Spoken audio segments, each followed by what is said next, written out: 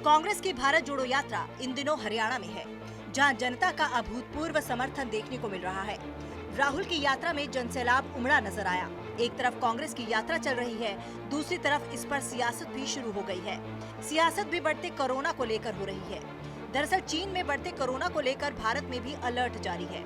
केंद्रीय स्वास्थ्य मंत्री मनसुख मांडविया ने बुधवार को राहुल गांधी की लिखी चिट्ठी में भारत जोड़ो यात्रा को स्थगित करने की बात की। चिट्ठी में उन्होंने राहुल गांधी और अशोक गहलोत से भारत जोड़ो यात्रा के दौरान कोरोना प्रोटोकॉल का पालन करवाने का अनुरोध किया। उन्होंने कहा कि अगर ये संभव नहीं है तो देश हित में इस यात्रा को स्थगित करने का फैसला किया जाए, जिस पर राहुल गांधी हमलावर नजर आए। राहुल ने कहा कि यात्रा को रोकने के लिए बेवजह बहाने बनाए जा रहे हैं। इस यात्रा में हमने बहुत कुछ सीखा है। तो ये जो यात्रा है कश्मीर तक जाएगी। अब इन्होंने नया आइडिया निकाला है। मुझे चिट्ठी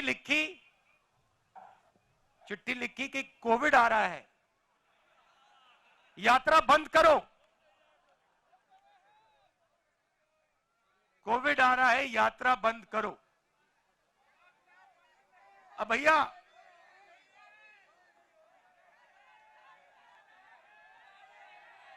मतलब अब देखिए, अब यात्रा को रोकने के लिए बहाने बन रहे हैं।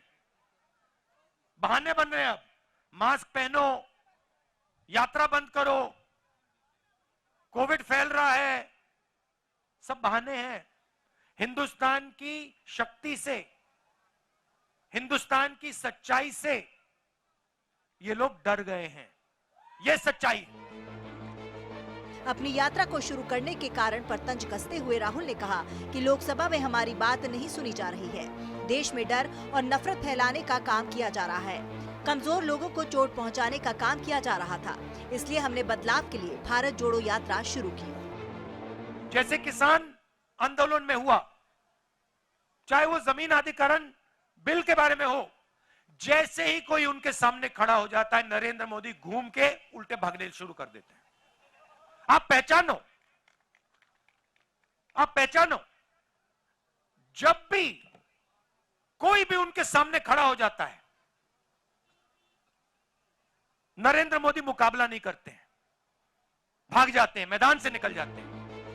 राहुल ने मोदी सरकार पर तंज कसते हुए कहा कि ये सरकार जनता से डरती है, मजदूरों से डरती है, हमारे किसान से डरती है। ये लोग सिर्फ नफरत फैलाने का काम करते हैं, जिनका हम डटकर जवाब देने के लिए भारत जोड़ो यात्रा के जरिए संदेश दे रहे हैं। सूर्य समाचार के लिए न्यूज से दीपक गौतम और सहयोगी नीरज अंबावता की रिपोर्ट।